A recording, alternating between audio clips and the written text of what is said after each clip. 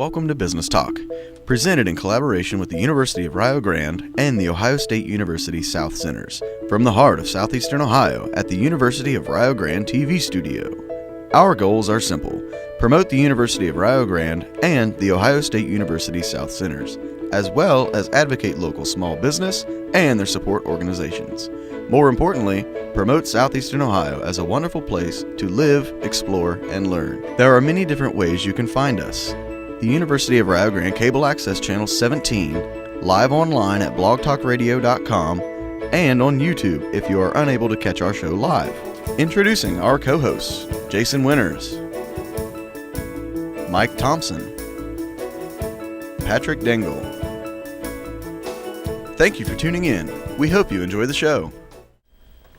Good afternoon, this is Peter Masters, an MBA student here at the University of Rio Grande, and welcome to Business Talk, presented in collaboration with the University of Rio Grande and the Ohio State University South Centers from the heart of southeastern Ohio at the University of Rio Grande TV studio.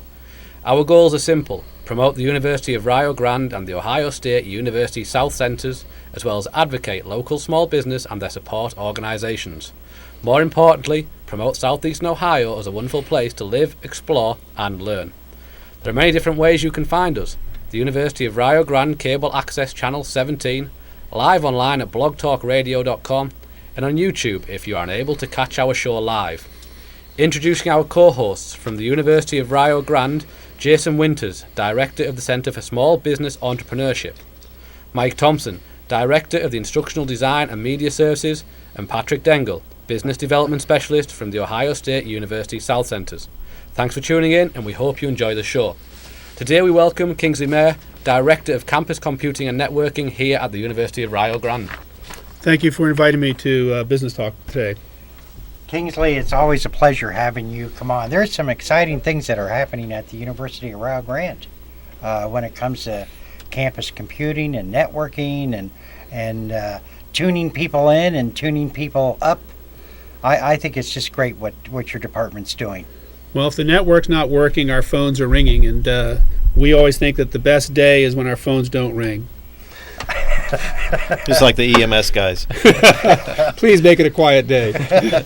Now, technology really needs to be as transparent as possible. It's something that we expect to work, and I come in a little bit before the start of the business day and log into the network. I don't cross my fingers every morning. I just expect that it's there. But it's good to have a plan on what to do if something doesn't come up right, and to make sure that when everybody hits their desks and turns on their computers and logs in, that they get the connection that they're expecting. That's very, very true. And you have a really good staff of individuals that are very knowledgeable on many different things, correct? Well, they're tuned in right now, I'm sure, listening to this. Mike Snyder, Network and System Admin, Alan Hudson, Assistant Network and System Admin, and Mary Bender, our Help Desk and Support Manager. A great shout out to them. They're the ones that are the feet on the ground to keep everything running.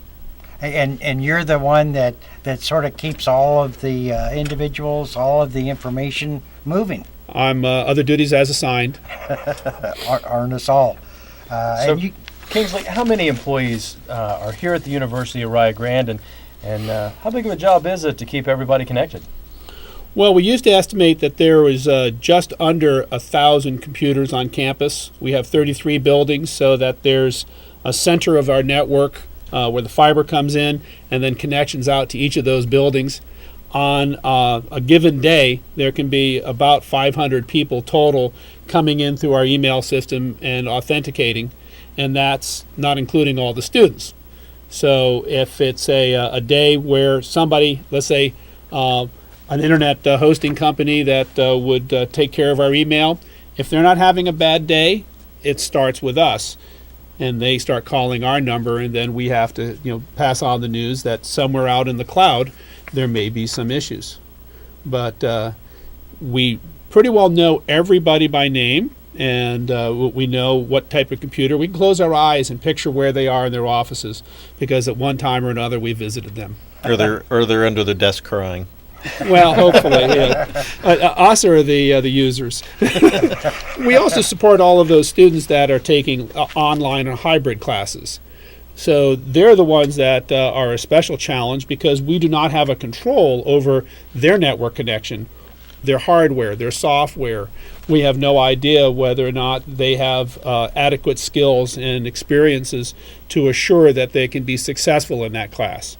And so we can sometimes intervene before Mike Thompson and Randy Simpson here in the IDMS team start working with the learning management system, Blackboard. So it's a big team. We also represent our student information system and Steve Cox and Scott Colley, because not everybody out there understands that there are different systems and different people that actually care and feed for those separate systems. Well, you brought up a good point. In England, I'm just curious. I think it's great. Anyone coming from another country can share some of the culture. Do you have the similar kinds of networks that you've seen here in the United States over in England? I think it's very, very similar. I mean, now with all England's technology now is all underground anyway. Wireless has been massive now over there for the past decade, 2 decades at least. Yeah, so we're behind them. Yeah, we are behind them. Probably. Yeah, we have had wireless for quite some time. Hey, you know, coming from Switzerland on your trip. The internet speeds in Europe are fantastic. It's a smaller area, you know, in terms of a geography. So in terms of stretching a fiber optic from one end of the continent to the other, it's a shorter distance to go. Yeah, people are more concentrated in villages and cities. Yeah. It's not like we've got over here. Yeah. You got a house up a 2-mile road at the end of it, and they're not going to get anything. It's the same with like our cable systems. They're all installed at the same time. You build a new housing estate, the whole cable system's installed at that one time, and the whole housing estate will use exactly the same cable system. And it's probably underground. Yeah, it is. So it's all, windstorms, ice storms, and all that stuff, it doesn't affect it. yeah, it's all placed underground. I find it interesting that in Gallia County there are still a couple pockets where they are using dial-up. But eventually that'll go away, won't it? Well, the street where I live is at the end of the Rio Grande Central Office, and my neighbor across the street is the last house on the Patriot telephone switch. And there are no internet service providers for our area. So your options there would be to point a dish to the sky for one of our satellite providers, or to use a cellular network and to have that become your mobile hotspot. And I'm sure this is going to be a factor. I mean, for real estate, that's probably one of the top 3 questions I would ask if I'm moving. What's your availability for internet? Before I would it wasn't buy on my list when Pat and I bought our property. Well, you got that right before. Was the internet available at that point? Boy, how old am I and how much have I forgotten? It wasn't on the top of our list, and I probably wasn't thinking of it. We were looking at school districts. We were looking at water, electric. We were looking at whether or not the road would have potholes and who was taking care of it, and our neighbors. But today, Mike's absolutely right. It is one of the key things, especially when you're hiring business professionals into your community. You have streaming media. You know, everybody's going to Netflix or Hulu or whatever. That's where they're getting a lot of their entertainment. And it will go farther than when we have fiber to the house. You know. Fiber to the house is probably the ultimate. But I understand from some of the internet service providers that are building out the middle and last mile that it is very expensive, and they do not have a strong business case for a return on their investment when they do that. The first projects that were put out have been grant funded, and for those people that were lucky enough to have distribution on that, great, but you cannot do it, on a larger scale. Google just ended up doing, was it Kansas City? And there's a couple other initiatives, but that's high density. And you'll see in areas where Frontier and AT&T and the other larger providers They will go out and they will build their infrastructure. And yes, it does go underground when you're in new communities. But those copper wires that used to go out to the homes, right now, the pedestals have fiber in each of their neighborhoods, and then they'll choose whether or not copper can actually deliver the high-speed signal to that home for something ATT UVerse, for instance. And now, I know that your latest project is wireless all over campus. And where are we in the continuum? Are we like catching up, or are we in the middle? Rio right now has 50 hotspots. We have locations in most all the buildings where people can get onto the internet through a mobile device. But we realized that was just playing catch up, and it was a placeholder until we could put in a comprehensive system with central controllers that can handle guest logins and all the other demands. Because you can't just go in and just plug in some wireless devices or access points. They all have to be managed in a way. So our trustees have just approved a comprehensive project, and we began on Monday of this week with wiring contractors starting in the residence halls. Our priority is to have quick visibility that this project is moving forward. In about 2 weeks, we should get pallets of equipment delivered, and we will be working from now through the spring, mounting access points into the ceiling grids and around campus. We'll work in residence halls and where we now have existing wireless footprints. So in our large venues, in the food court, in the marketplace, we'll get those turned up first. There's a lot of buildings. Eventually, even the pole barn, the fine arts annex, fine woodworking, everybody's going to have access to wireless. And like texting and driving, we don't recommend planing a board with a mobile device in your hands while you're on the internet. That was a joke. Come on. So this is going to change the way that you think about the faculty and staff that are here at the university, because just a few minutes ago you said you could pretty much tell when someone logged on, you envisioned them sitting at their desk and doing their work. That may not be the case anymore. They could be sitting out on the green, or they could be sitting in their car. Yeah. Today, we can actually see network traffic. And when somebody is describing to us that they're having difficulty, we pretty much know where they're sitting. Their computer is plugged into a network switch. But all of a sudden, you now have an access point, and the average student may come with 2 or 3 wireless devices, minimal. It's typical that in a residence situation, students can have 5 to 7 wireless devices, whether it be a smart TV, game consoles, tablets, laptops, phones. DVD. All the manufacturers want to add wireless to all their devices. Your refrigerator and your toaster and everything else. That way when you get low on milk, it orders it for you, right?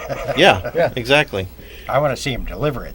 So really right now in the residence halls and on campus, when you plug a computer in, you get a dedicated speed for that device on a wire. That's about as fast as you can deliver it, except for higher speed fiber connections. But that's not how end user is going to do it.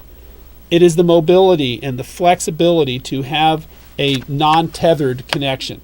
So mobile devices all are going to be sharing a single wired connection, typically out in the hallways or in the ceilings of these rooms, and knowing what everybody is doing at the same time. You might have a faculty member that wants to get into their business class network. You could have students that are wanting to just surf Facebook, look at YouTube, and see Netflix. The wireless network has to accommodate different users doing different things and different kinds of devices. So in the residence halls, we're going to take all that traffic and have it go out to Horizon Telecom. They have 100 meg of internet bandwidth. We're going to route all of the residential network traffic in one direction and take our academic and administrative buildings and take that out on a separate network to Ornet. And that way we can at least parcel out some of the traffic, and we can, not that we're snooping, we can go in there and look at what's happening. So if somebody does have a report of a poor experience, we could go in to find out what that access point is doing, who's connected to it, and we could actually see what kinds of activities are going on. Is it video? Is it email? Are people really busy studying books from Ohio Lake and maybe participating on Blackboard? We have that granularity. So after this project is done, are we going to be caught up, or is there something a lot cooler out there that we still would like to have? Well, first of all, I was told, don't screw this up, Well, yeah. and make sure it stays under budget. We're putting in a very good manufacturer, and we're going to be doing this right. Capacity and coverage are two things that you strive for, so that everywhere you can get a signal, even with a lower powered mobile device, and that you can do everything you want, and everybody can hopefully do it at the same time. But as Mike's asked, are we going to have everything? Is it going to be cool? There are, in the BYOD scenarios... Is there going to be a student that comes from another college or something and goes, oh, you don't have that? Well, and Jason asked this just a few minutes before we started. Right now, we have a public open network. People can go and they can click into it. And we will have that sort of guest access. But we're not going to leave it on forever. Once we have access points everywhere on campus, there will be even outdoor access points on Lion Center, down in the athletic field press boxes. And it is not the intention of the university to host free internet for everybody in the entire village of Rio Grande. I'm sure our friends at Time Warner and AT&T would like to retain some customers. But we have guests. We have people that come in and speak, and they need access to our network, especially if they are hosting meetings in any of our conference rooms. So we do have to be able to have them accept the acceptable use policy, and then we give them access. It's going to be a click-through type of environment, but it probably will time out after a couple hours. It won't be persistent forever. On the other hand, in the residence halls, you have a game console. You're going to have to register that so that it connects, and it will always be expected by the wireless network to be there. There are very cool things that are happening. Other campuses that have wireless networks, and Rio Grande will be participating in something called EDU Roam. You have to have a federated identity management system, a way of going back to find out who that person is and where they're coming from, and validate that they are a user in good standing from another institution. So all the campuses would share all their databases? That is correct.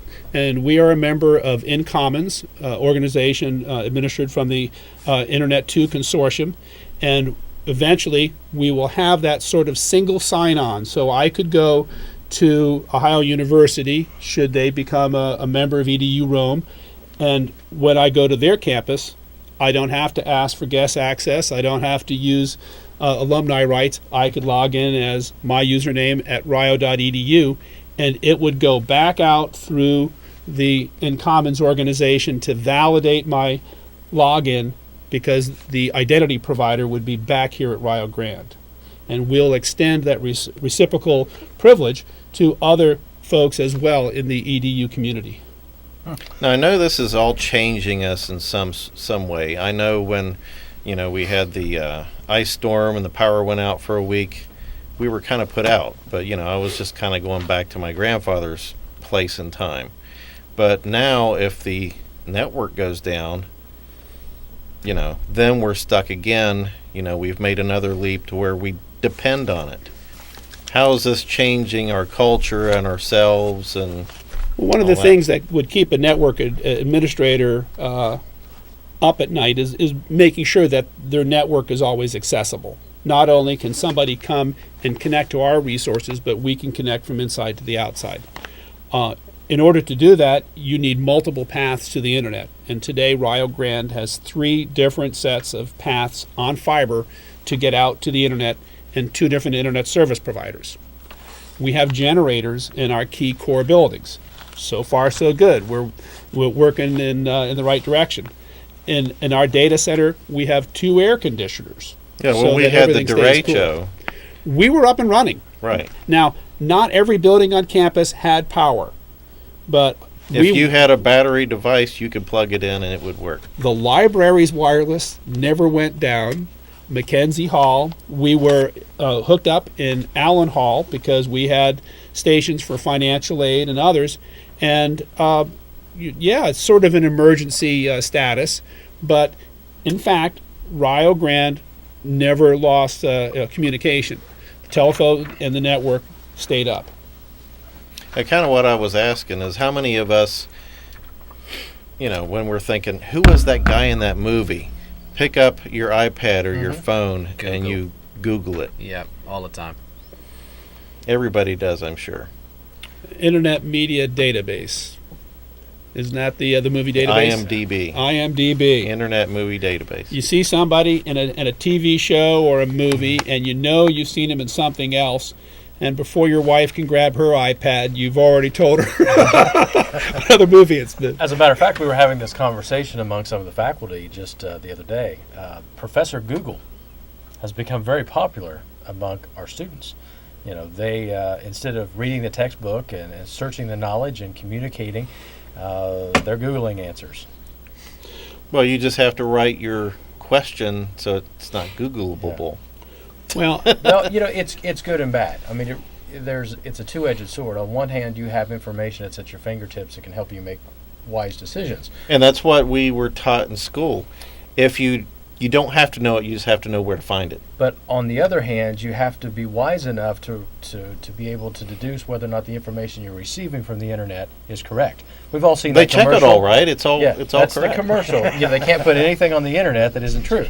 And where'd you hear that? On the internet. Well, Well, you do raise some really good questions. Is our technology moving to a point where it's helping individuals not really critically think? well, I mean, I always think that there's a good and an evil to technology.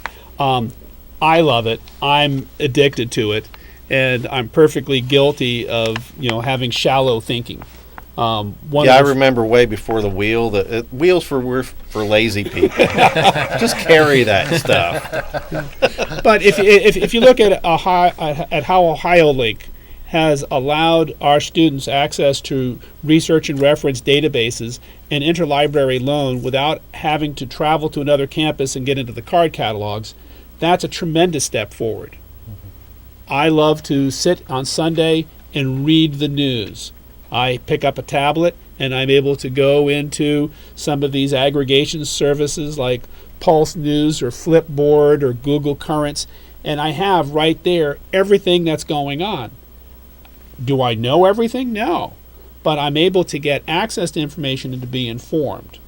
The problem is, if we are only reading these little bits and we're flipping from one to the other and the other, have we trained our brains to think shallow and not be able to have sustained thought and deep concentration?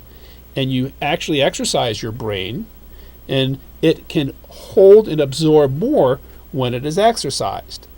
My mother always worked with crossword puzzles, and she read to the day she died, and she was sharp as a tack.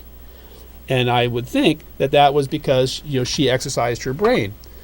I'm trying to go back to reading full books, and so my summer reading list is already filling up, and I've got some that are in hard copy rather than just e-texts, because I'm getting back to reading something and passing it on to somebody else so that we could share. Right now, I've got the book, Nicholas Carr's The Shallows. I loaned it to Dr. Jill Maggs here on campus, and when she returned it, I passed it on to the provost. I think one of the other dangers of all that is available online. It used to be when I grew up that everybody listened to Top 40. And I don't care who you were, you know what the number one song was and everything. We had a commonality that joined our culture, right? We all belonged to the top 40 or whatever, or the country, whatever. So now we can search out our niche music. The genres of music were the 70s, the 60s, jazz, hip hop, rock and roll. We can listen to that little sliver that we like, which is nice, but that also takes us away from a culture. And we can also search out the news sources that agree with us, and we don't have to consider anything else.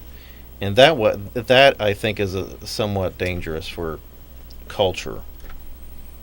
I tend to agree. We tend to be zoned out from the things that we don't necessarily like. That upsets me, so I'm going away from it. Or Yes. Yeah, I don't agree with it. Yes, rather than discuss. But I do like your idea about reading, exercising the mind. But I will say my wife has read more books on her Kindle. tablet than she ever picked up a regular book.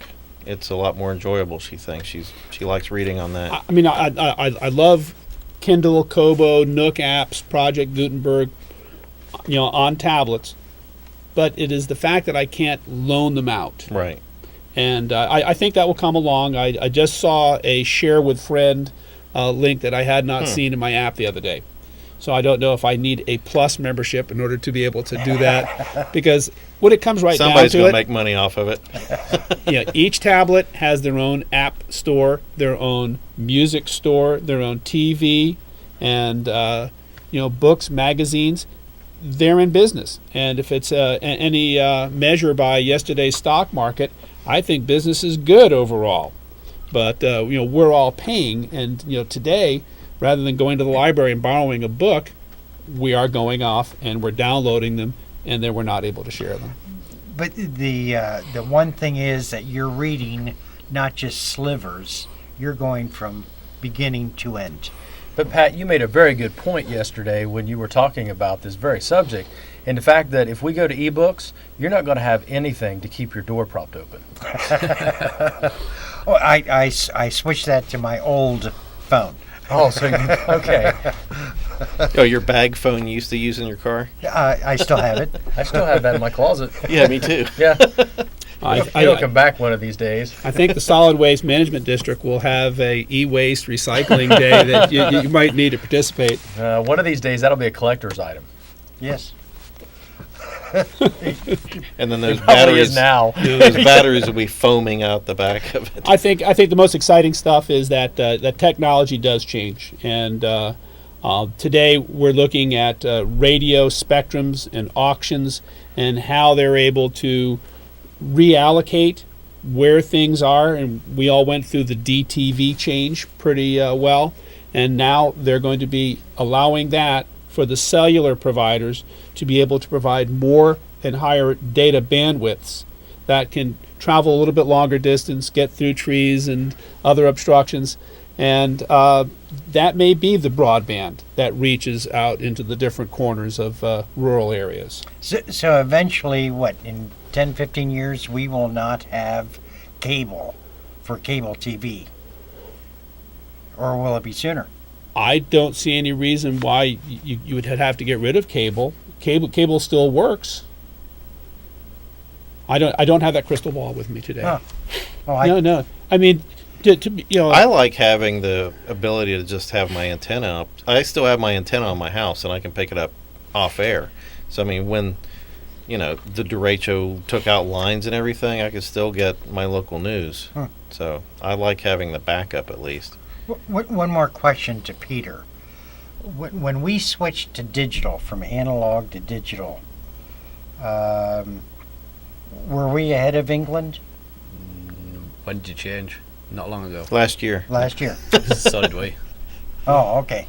Last summer, I want to say we changed. And went to Yeah, it was a digital. year or two ago. I think most of the world moved on. Yeah, we all changed, and everyone had to upgrade TVs if they hadn't already. Yeah, I was at a conference, I think in 1999 or 2000, and we were all talking about if there could be a global standard for HDTV. Yeah. And of course, you have all the company interests and stuff, and of course they didn't go with any global standard. Yeah. But in England, you don't have to purchase cable for TV.